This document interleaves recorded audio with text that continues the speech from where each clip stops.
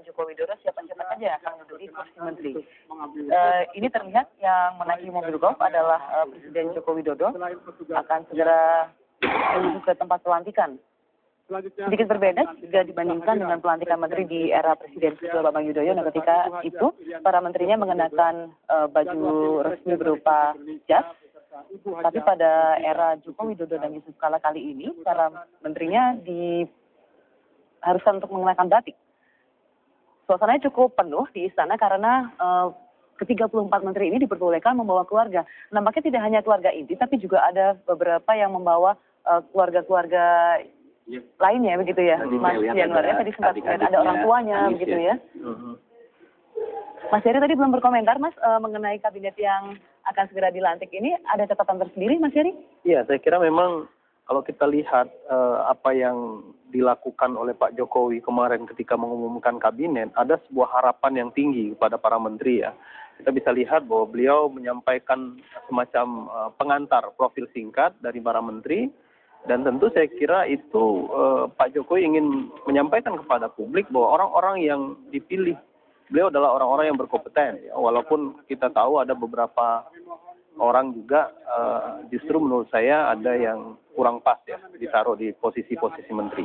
Nah artinya apa? Dari apa yang disampaikan oleh Pak Jokowi kita bisa lihat bahwa sebenarnya tantangan terberat menurut saya secara politik bagi menteri itu nanti ada dua. Yang pertama adalah mereka nanti akan melihat atau menghadapi dinamika yang terjadi di parlemen, karena gimana juga saya kira para menteri ini nanti akan melakukan hubungan dengan parlemen terkait dengan fungsi-fungsi yang ada di parlemen.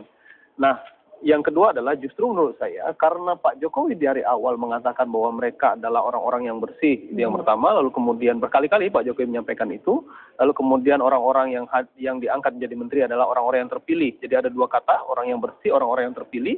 Lalu kemudian dari cara Pak Jokowi menyampaikan kepada kita semua, kepada rakyat, mereka kita lihat itu adalah sebagai bagian yang tidak terpisahkan. Misalnya ketika Pak Presiden Jokowi menyatakan selesai mengumumkan para menteri, dan Pak Jokowi memberikan kesempatan wartawan langsung bertanya kepada para menteri. Walaupun para menteri tidak memberikan tanggapan langsung kepada media, tapi menurut saya inilah cara Pak Jokowi ingin mendekatkan para menterinya langsung kepada rakyat. Artinya, kalau kita lihat dari tata pemerintahan, bahwa menteri itu kan bertanggung jawab kepada presiden.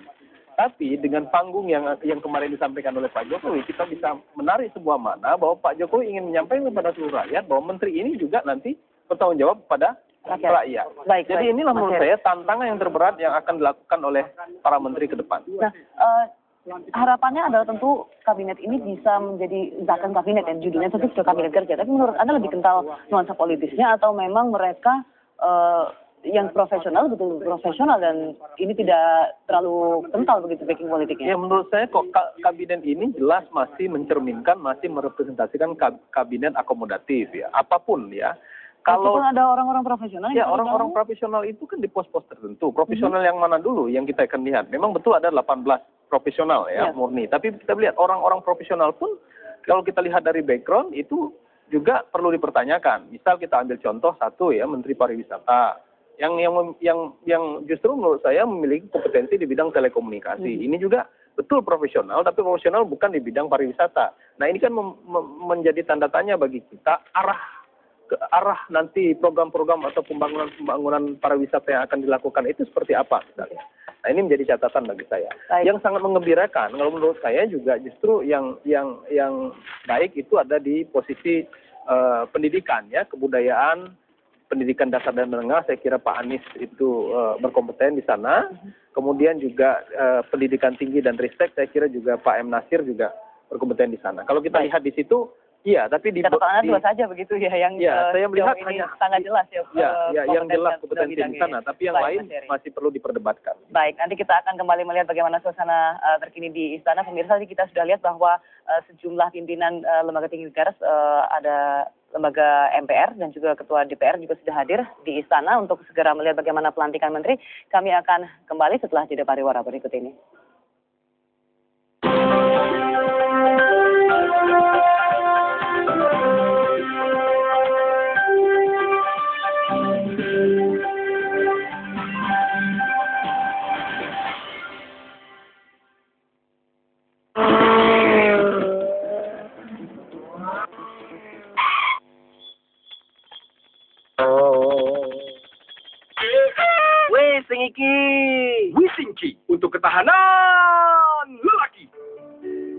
penggunaan teknologi nuklir membutuhkan pengawasan yang tepat. Bapeten hadir sebagai badan negara yang melaksanakan pengawasan sesuai undang-undang yang sudah ditetapkan, yakni membuat peraturan tentang penggunaan sumber radiasi yang aman, mewajibkan para pengguna untuk melakukan izin pengawasan, dilakukan inspeksi oleh petugas pengawas.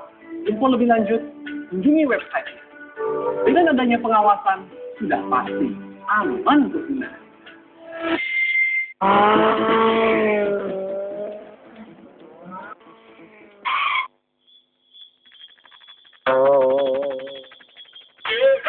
Wih, Singiki. Wisingki untuk ketahanan lelaki.